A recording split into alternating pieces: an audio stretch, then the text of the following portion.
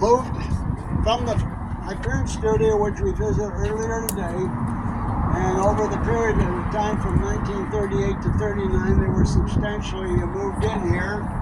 Again, you will see down the road past those trees, those original colors, which still remain.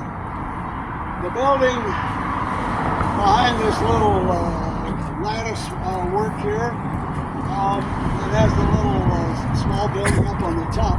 That is the animation building. It's designed as a long building with wings sticking out on either side. It's very symmetrical.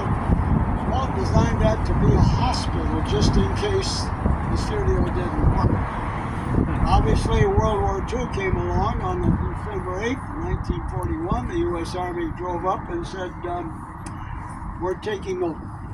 So Disney was put to a lot of government work to do with everything possible to do with training and all the sorts of stuff, a lot of graphic designs, all the cartoons applied to military. You still see feet in the sidewalk. It's not on the sidewalk out there. Okay. It's a deadly serious. I get in trouble if sometimes we get in trouble just doing this without asking anything. Especially Disney, they will sometimes come out here and ask what's going on here, but they're pretty much used to it now. The building behind you is the Frank Wells building, and that is the type of building was added in the Michael Eisner era. You will also notice that you kind of look kind of close, we have kind of a Grecian front of the building, which is a cross between the Parthenon and the Supreme Court. But that's where we have 7 or 8 dwarfs, depending upon what your political opinion is, of one of the administration of the company here before. It's kind of an in-house joke in a way. The round tower, just past that, you'll see the columns with the dark panels. Those are the Disney legend, the bronze panels. Luckily, way up in the front, I'm up on column number 1 on the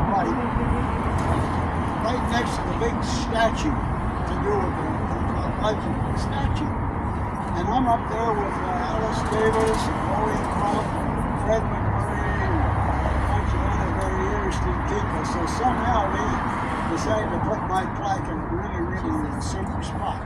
The good advantage is, if you're really famous in Hollywood, or even in the U.S. government, you can have your plaque on Hollywood Boulevard. The problem is, the opinions by the public in the middle of the night are sometimes expressed with a jackhammer, and they chop the star out, and some of them have been put down about 3 or 4 times.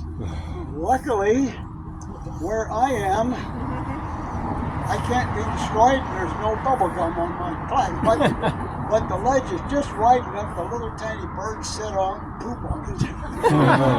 So that's another opinion. It's kind of funny.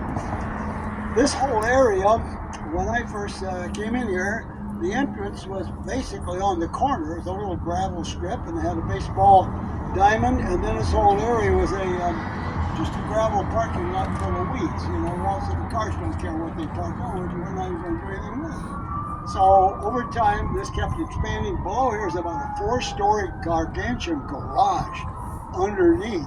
So that you had all these people, but you never see a parking building. It's on the ground, which is a very nice thing to do.